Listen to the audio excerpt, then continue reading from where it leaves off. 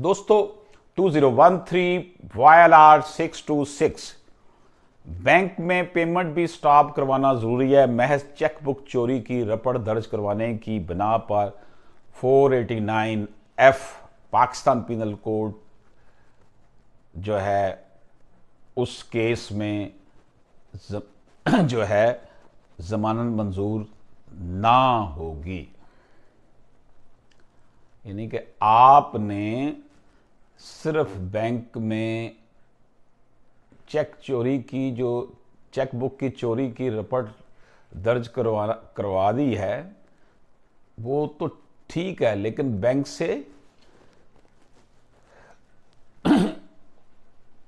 से उस पेमेंट को स्टॉप भी करवाएं कि जनाब ये पेमेंट स्टॉप कर दीजिए, रिटर्न लिख कर दें, ताकि बैंक जो है